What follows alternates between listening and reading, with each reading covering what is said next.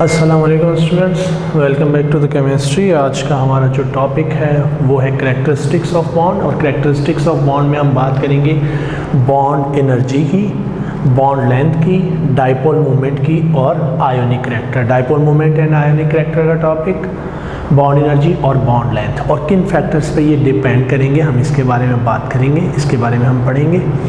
तो हम स्टार्ट करेंगे बॉन्ड एनर्जी से। सबसे पहली करैक्टरिस्टिक हमारे पास है बॉन्ड एनर्जी। इससे पहले हमें ये मालूम होना चाहिए कि energy is released when bonds are formed. क्योंकि बॉन्ड क्या है, what is chemical bond? The force of attraction which hold atom और ion together is called chemical bond. Chemical bond हम कहते हैं वो फोर्स ऑफ अट्रैक्शन जो एटम्स या आयंस को आपस में अटैच रखेगी। बॉन्ड क्या है? Force of attraction, force of attraction which holds atoms or ions together, इसे हम केमिकल बॉन्ड कहते हैं। तो कोई भी फोर्स ऑफ अट्रैक्शन जब बनेगी, एनर्जी इज रिलीज्ड। इसके अपोजिट जब फोर्स ऑफ अट्रैक्शन हमें ब्रेक करना होगी, energy is required to break the attractive force. हमें कोई भी बॉन्ड ब्रेक करना है तो उसके लिए एनर्जी रिक्वायर्ड होती है। अट्रैक्टिव फोर्स को ब्रेक करने के लिए एनर्जी रिक्वायर्ड होती है। तो इसके अपोजिट अट्रैक्टिव फोर्स बनने पे एनर्जी रिलीज होगी। ठीक है, तो व्हाट इज केमिकल बॉन्ड और बॉन्ड एनर्जी? बॉन्ड एनर्जी हम किसे कहेंगे? Bond energy is the average energy released, is the amount of energy released when one mole of bonds of particular type broken are formed, energy released are formed is the energy released. Bond energy is the energy released when one mole of bonds are formed. किसी एक particular type के एक मोल bond बनने पे जो energy release होगी उसे हम कहेंगे बॉन्ड एनर्जी। और हम इसके अपोजिट कह सकते हैं energy absorbed to break one mole of particular type of bonds. किसी भी एक पर्टिकुलर टाइप के बॉन्ड को ब्रेक करने के लिए, एक मोल बॉन्ड्स को ब्रेक करने के लिए जो एनर्जी रिक्वायर्ड है उसे हम कहेंगे बॉन्ड एनर्जी। फॉर एग्जांपल हमारे पास हाइड्रोजन टू हाइड्रोजन बॉन्ड है। अगर हमारे पास एक मोल H2 का हो, 2 ग्राम ऑफ हाइड्रोजन हो, और इसमें मौजूद तमाम हाइड्रोजन टू हाइड्रोजन बॉन्ड कितने हो जाएंगे? 1 mole of HH bond. In 1 mole of HH bond को ब्रेक करने के लिए जो एनर्जी हमें रिक्वायर्ड होगी उसे हम कहेंगे बॉन्ड एनर्जी। और हाइड्रोजन के बॉन्ड की ब्रेकिंग के लिए 436 kilo joule energy is required. हमें 436 किलो जॉल एनर्जी रिक्वायर्ड होती है to break 1 mole of hydrogen bonds. इसका मतलब है अगर यहाँ पे कहा जाए कि how much energy is required to break 1 HH bond, अगर हमें एक हाइड्रोजन बॉन्ड की एनर्जी मालूम करनी है तो हम क्या करें? 436 किलो जॉल पर मोल है divided by 6.02 into 10 time 23 Avogadro number से डिवाइड कर दें, क्योंकि ये कितने मॉलिक्यूल्स की है? एवोगैड्रो नंबर ऑफ पार्टिकल्स की है। तो एक पार्टिकल के लिए क्या करें? 436 डिवाइडेड बाय 6.02 इंटू 10 टाइम 23। हमारे पास एनर्जी आ जाएगी required to break 1 hydrogen bond, और यही एनर्जी होगी to release when 1 hydrogen bond is formed. ठीक है, इक्वल होगी, क्योंकि हमने कहा bond formation is exothermic, bond breaking is endothermic. Energy equal होगी, जितनी एनर्जी एक mole particular type of bond बनने पे रिलीज होगी उतनी ही एनर्जी उस पर्टिकुलर टाइप के एक मोल को ब्रेक करने के लिए रिक्वायर्ड होगी। ठीक है, तो यहाँ पे हम 436 किलो जूल है, हम एक बॉन्ड के लिए एनर्जी कैलकुलेट करेंगे तो हम ये कर देंगे। अगर क्वेश्चन है कि what is the contribution of one hydrogen in bond energy, तो क्या करें, इसको डिवाइडेड बाय 2 कर दें। एक मोल हाइड्रोजन एटम की, 1 मोल ऑफ हाइड्रोजन एटम की कंट्रीब्यूशन आ जाएगी। ठीक है, अगर एक हाइड्रोजन की कंट्रीब्यूशन चाहिए तो यहाँ से जो आंसर आएगा हमारे पास वो एक HH बॉन्ड की एनर्जी है, उसको हाफ कर दें, वो एक हाइड्रोजन एटम का कंट्रीब्यूशन आ जाएगा हमारे पास। अब हम बात करते हैं फैक्टर्स जिन पे बॉन्ड एनर्जी डिपेंड करती है। बॉन्ड एनर्जी किन फैक्टर्स पे डिपेंड करेगी? सबसे पहले bond energy depend upon electronegativity of bonded atoms. जिन दो एटम्स के दरमियान बॉन्ड बनेगा उनकी इलेक्ट्रोनेगेटिविटी पे डिपेंड करेगी। Larger the electronegativity difference, stronger is the bond, higher is the bond energy. जितना ज़्यादा इलेक्ट्रोनेगेटिविटी का डिफरेंस होगा उतनी ही ज़्यादा बॉन्ड एनर्जी होगी। इलेक्ट्रोनेगेटिविटी डिफरेंस जितना ज़्यादा होगा उतनी ज़्यादा बॉन्ड एनर्जी होगी। जितने ज़्यादा इलेक्ट्रोनेगेटिव एटम होंगे उतनी ज़्यादा बॉन्ड एनर्जी होगी, क्योंकि जितना स्ट्रॉन्ग बॉन्ड बनेगा उसको ब्रेक करने के लिए उतनी ज़्यादा एनर्जी रिक्वायर्ड होगी। जी, तो एक किस पे डिपेंड करेगी? इलेक्ट्रोनेगेटिविटी पे डिपेंड करेगी। दूसरा फैक्टर है हमारे पास बॉन्ड लेंथ।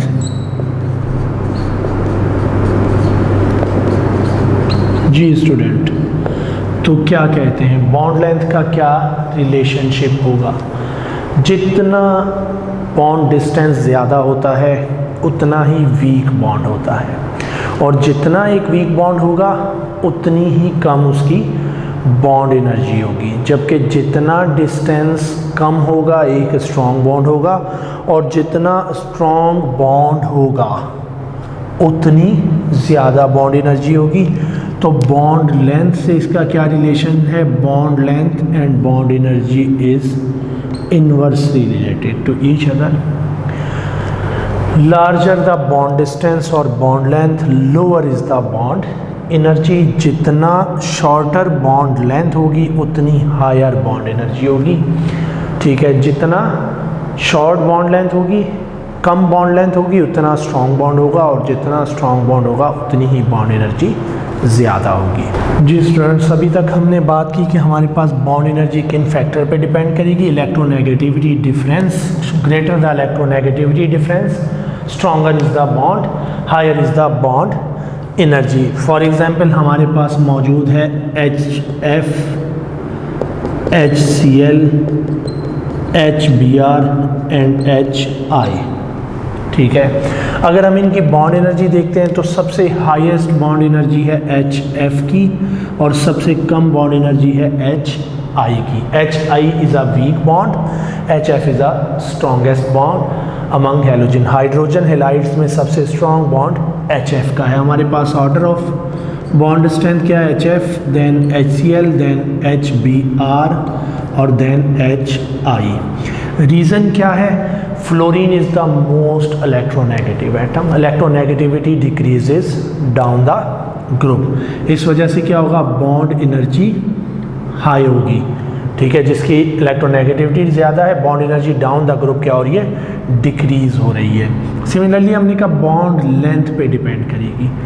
बॉन्ड लेंथ के इन्वर्सली प्रोपोर्शनल होगी। जितना शॉर्टर बॉन्ड होगा उतनी ज़्यादा बॉन्ड एनर्जी होगी, और इसकी एग्जांपल है हमारे पास carbon to carbon single bond की एनर्जी कम होती है कार्बन कार्बन डबल बॉन्ड से, और कार्बन कार्बन डबल बॉन्ड की एनर्जी कम है carbon to carbon triple bond से, क्योंकि जैसे जैसे मल्टीपल बॉन्ड बनते हैं बॉन्ड लेंथ डिक्रीज होती है।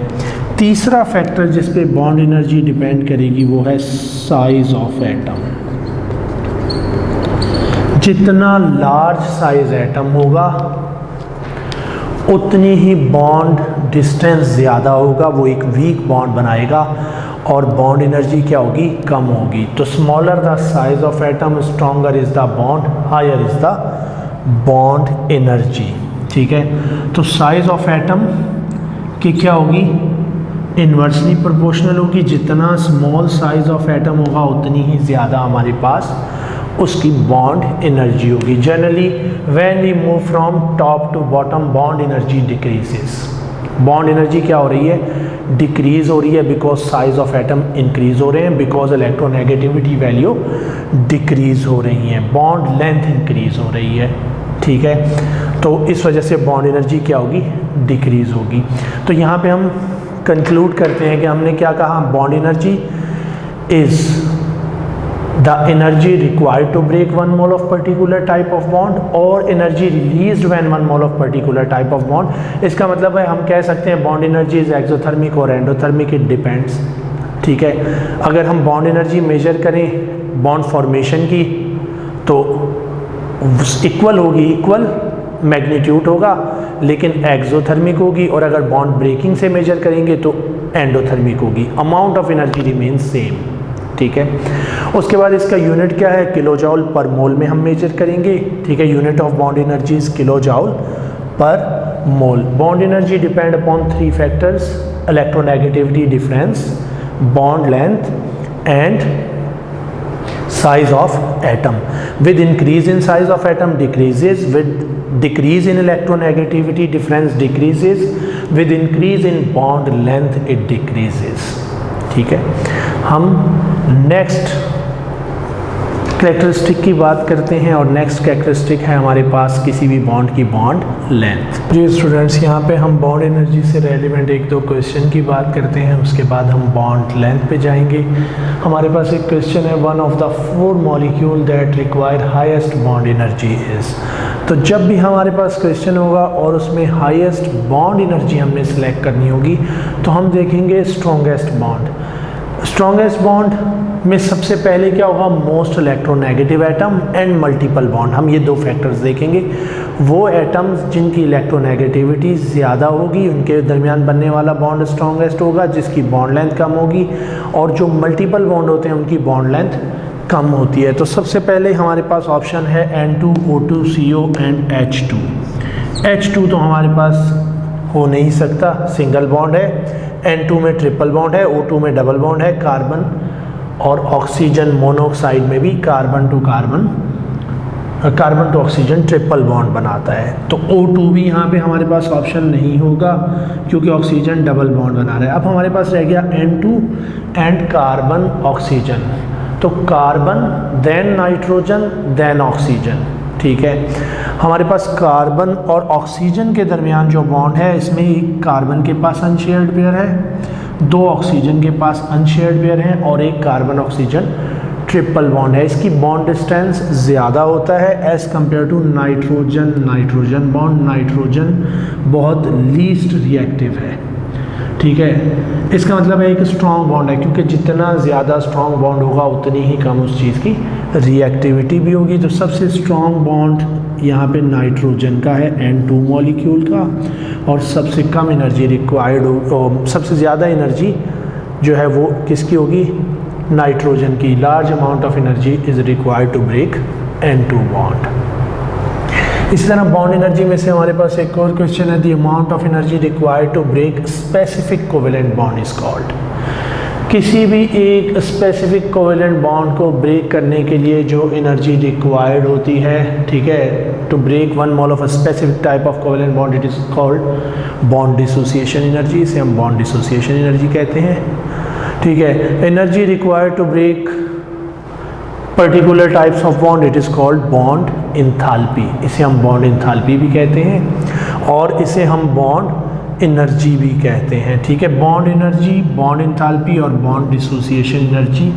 तो इसका मतलब है हम ऑल ऑफ दीज का ऑप्शन लेंगे, ठीक है। हम ऑप्शन सेलेक्ट करेंगे, क्योंकि हम बॉन्ड एनर्जी को ही बॉन्ड डिसोसिएशन एनर्जी कहते हैं। When energy required to break bond, bond energy हम कहते हैं एनर्जी रिलीज्ड और energy required. Energy released when bonds are formed, energy required when bonds are broken down और टू ब्रेक द बॉन्ड, ठीक है। जबकि सिर्फ जब बॉन्ड ब्रेकिंग की बात करें तो हम उसी एनर्जी को कहते हैं bond dissociation energy, minimum energy required to break 1 mole of particular type of bond. It is also called bond enthalpy.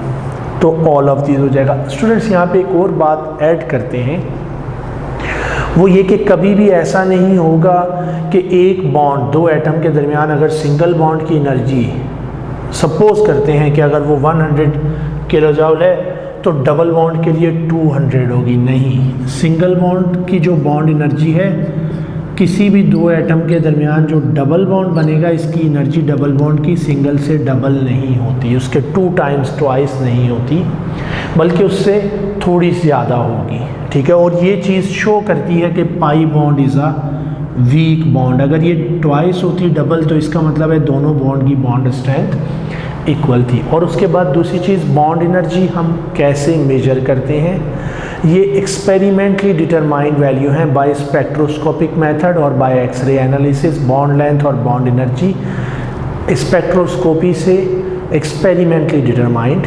Quantities हैं, जो कि एक्सपेरिमेंटली डिटरमाइन की गई, ना कि थ्योरेटिकली कैलकुलेटेड है। जी स्टूडेंट्स, हमारा नेक्स्ट टॉपिक है बॉन्ड लेंथ। हम बात करेंगे व्हाट इज़ बॉन्ड लेंथ और कोवेलेंट बॉन्ड की बॉन्ड लेंथ क्या होती है। हम डिफाइन करते हैं द एवरेज और mean distance between the nuclei of two covalently bonded atom, two covalently bonded atoms, दो एटम जो कोवेलेंट बॉन्ड बना रहे हो उनके न्यूक्लियाई का एवरेज डिस्टेंस और मीन डिस्टेंस को हम बॉन्ड लेंथ कहते हैं। अब यहाँ पे एवरेज और मीन का क्या मतलब, अगर मैं कहता हूँ एक हाइड्रोजन एटम है, ये इसका न्यूक्लियस है, दूसरे हाइड्रोजन के साथ इसने इलेक्ट्रॉन शेयर किया और ये इसका न्यूक्लियस है, तो यहाँ से यहाँ तक का जो डिस्टेंस है, हम ये नहीं कह रहे कि distance between nuclei of two covalently bonded atom, बल्कि हमने कहा एवरेज डिस्टेंस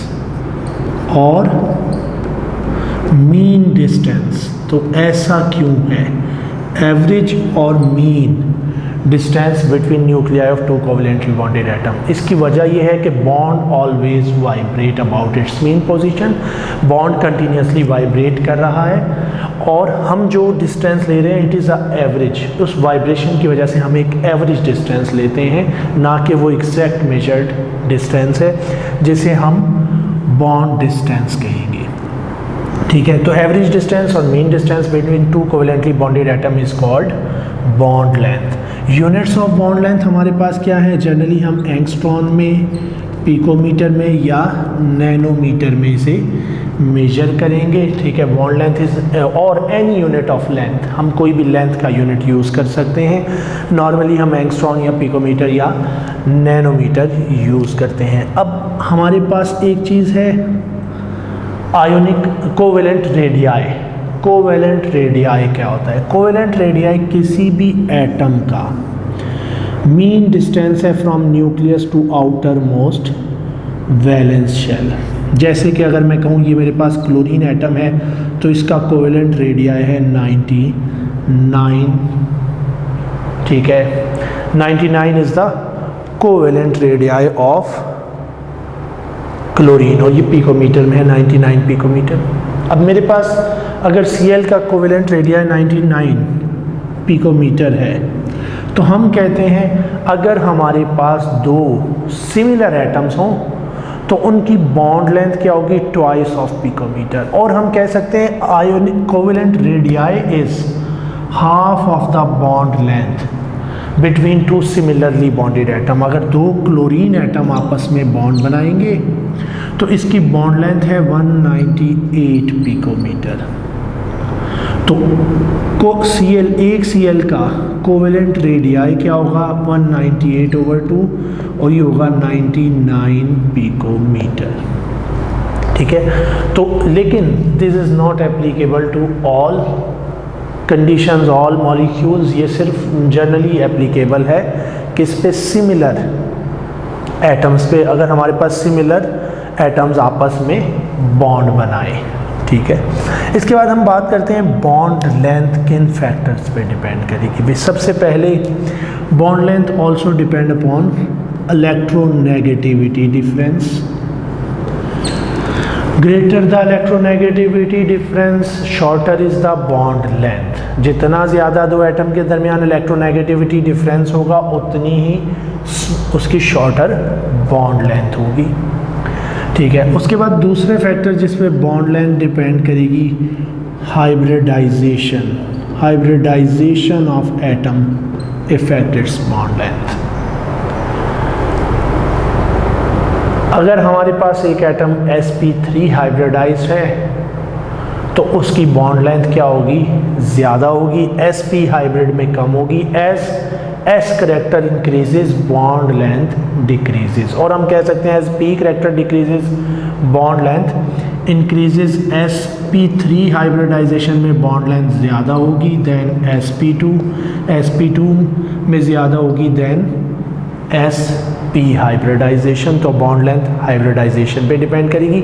और इसे मैं कह सकता हूँ मल्टीपल बॉन्ड्स, अगर कोई एटम मल्टीपल बॉन्ड बनाएगा तो बॉन्ड लेंथ डिक्रीज होगी। तो bond length depend upon multiple bonds. इसके अलावा बॉन्ड लेंथ डिपेंड करेगी साइज ऑफ एटम पे, और हम कह सकते हैं trend along periods and groups. Bond length का पीरियड और ग्रुप में क्या ट्रेंड होगा। As we move from left to right, size of atom decreases, bond length क्या होगी, decreases. Size of atom decrease हो रहा है, इलेक्ट्रोनेगेटिविटी इंक्रीज हो रही है, तो बॉन्ड लेंथ क्या होगी, डिक्रीज होगी। And as we move from top to bottom, bond length increases because size of atom increases, electronegativity decreases। तो बॉन्ड लेंथ के हमारे पास क्या इंफॉर्मेशन आई, हमें क्या पता चला बॉन्ड लेंथ के बारे में। Bond length is the average और mean distance. It is also measured by spectroscopy और X ray diffraction. X ray diffraction analysis से हम मेजर करते हैं मेनली, ठीक है।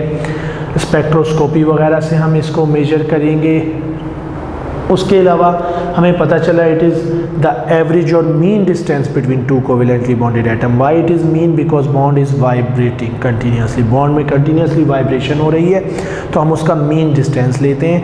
Half of the bond length is called covalent radii, and covalent radii of two similar atom is equal to sum of covalent radii of two similar atom is equal to bond length, या half of the bond length is equal to covalent radii of identically bonded atoms। ठीक है, दो identically bonded atom हैं तो हम उसके half of bond length से covalent radii मालूम कर सकते हैं। इसके अलावा हमने कहा डिपेंड अपॉन इलेक्ट्रोनेगेटिविटी डिफरेंस, जितना ज़्यादा इलेक्ट्रोनेगेटिविटी का डिफरेंस होगा उतनी ही बॉन्ड लेंथ कम होगी। फॉर एग्जांपल F2 की बॉन्ड लेंथ सबसे कम है, I2 का बॉन्ड जो है वो लॉन्गर बॉन्ड लेंथ है, उसकी बॉन्ड लेंथ ज़्यादा है। इसके अलावा मल्टीपल बॉन्ड्स, सिंगल बॉन्ड की बॉन्ड लेंथ ज़्यादा है, डबल की कम है, ट्रिपल बॉन्ड की उससे कम है। हाइब्रिडाइजेशन पे डिपेंड करेगी, sp3 हाइब्रिड है, sp2 है या sp है। sp हाइब्रिड की बॉन्ड लेंथ कम होगी, sp2 की उससे ज़्यादा, sp की सबसे ज़्यादा होगी। उसके अलावा हमने बात की ट्रेंड है इसका, पीरियोडिक टेबल में क्या ट्रेंड होगा एटम्स का। जैसे जैसे लेफ़्ट टू राइट मूव करेंगे तो एटम्स की बॉन्ड लेंथ बॉन्ड बनाने पे कम बॉन्ड लेंथ के बॉन्ड बनाएंगे, bond length decreases from top to bottom. Atoms अगर बॉन्ड बनाएंगे बॉटम की तरफ जाते जाएं तो उनकी बॉन्ड लेंथ इंक्रीज होती जाएगी, और इसकी वजह क्या है, size of atom increases, electronegativity decreases. Students हम बात करेंगे डाइपोल मूवमेंट की, और मुख्तसरन इसको जो है वो कंप्लीट करेंगे क्योंकि इसमें हमें कुछ की पॉइंट्स, कुछ मेन चीज़ें मालूम होनी चाहिए। What is dipole movement? Dipole movement actually क्या है, it is the measure of magnitude of polarity. Magnitude of polarity की मेजरमेंट है।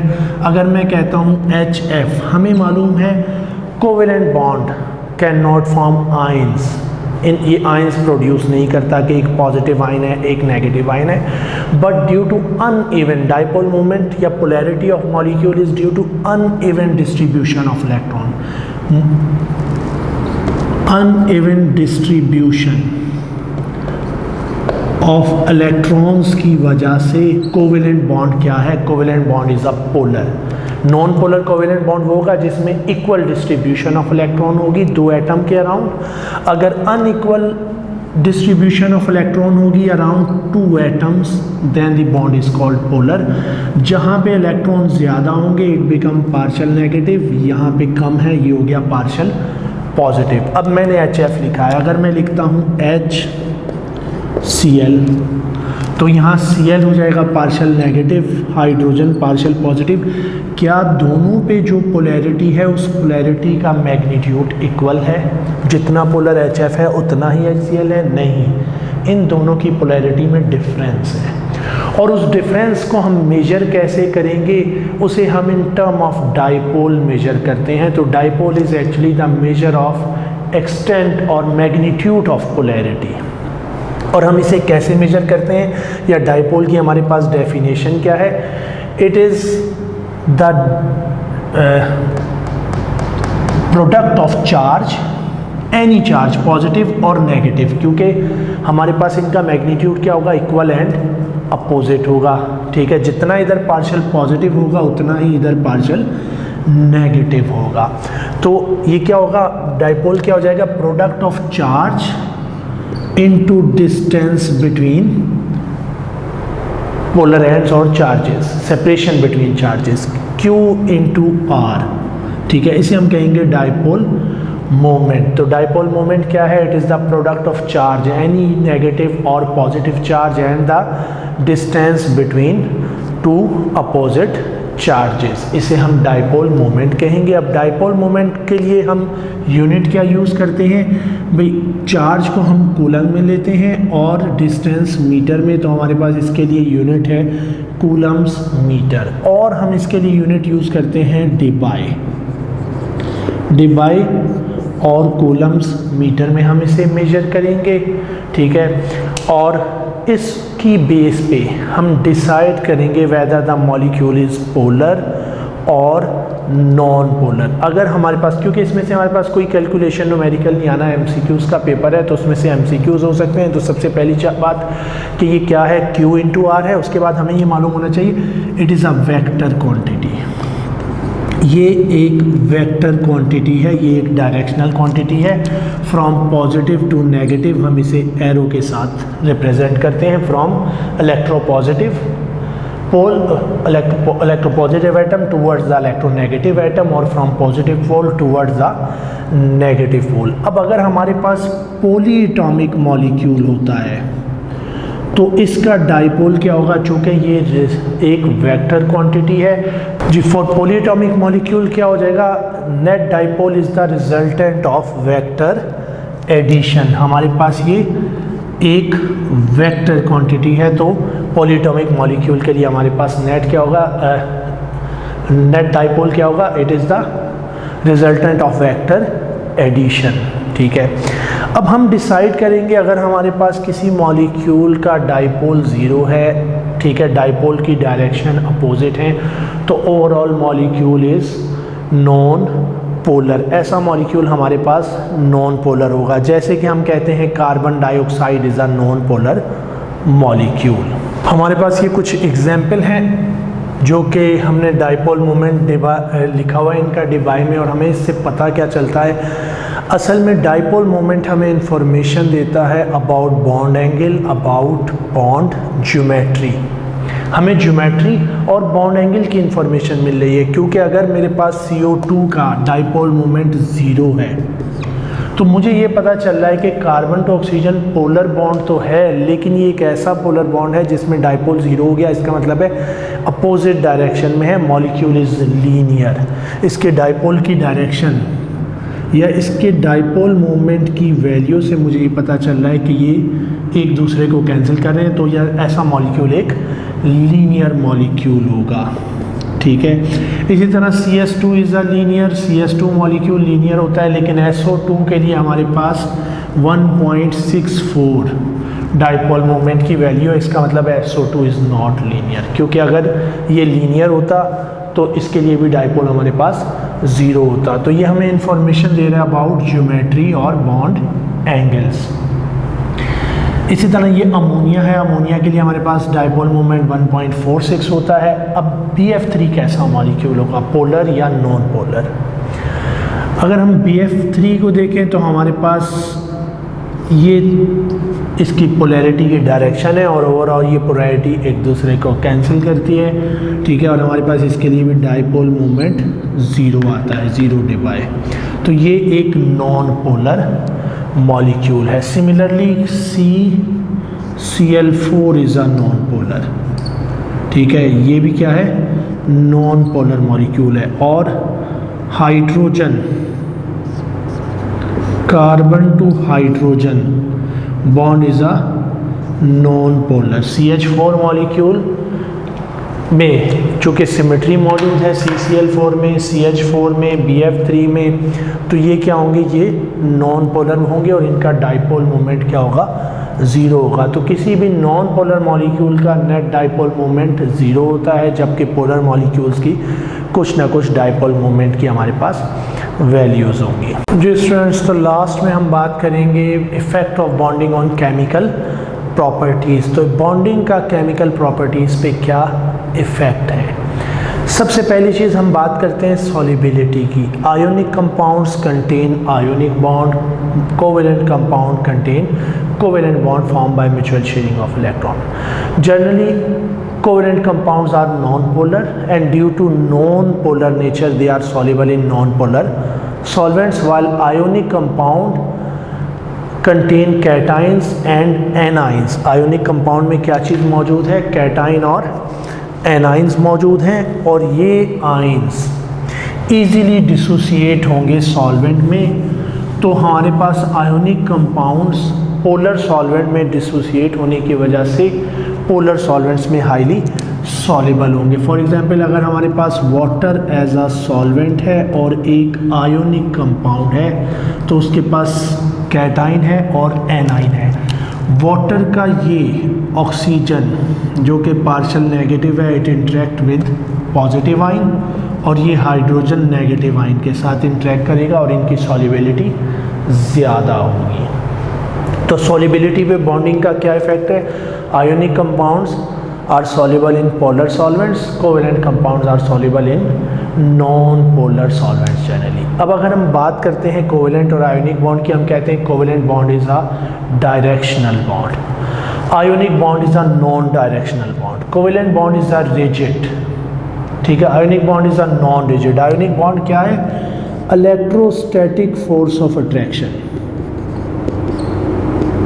Between cation and A9.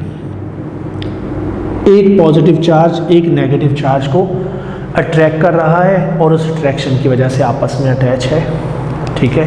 तो ये इलेक्ट्रोस्टैटिक फोर्स ऑफ अट्रैक्शन है, जबकि covalent bond sharing of electron से बना है और ये एक रिजिड बॉन्ड है। ये आयन कहीं पे भी मूव कर सकता है, लेकिन ये हाइड्रोजन इस कार्बन से दूर नहीं जा सकता, ये मूव नहीं कर सकता। इसकी पोजीशन है एक फिक्स, इसकी एक फिक्स ज्योमेट्री है, एक फिक्स शेप है, ठीक है। ये एक रिजिड बॉन्ड है and due to directional nature, due to rigid structure, due to fix geometry, they form isomerism. Covalent bonding में आइसोमेरिज्म होगा, they show phenomena of isomerism, जबकि आयोनिक कंपाउंड्स में ऐसा नहीं होगा।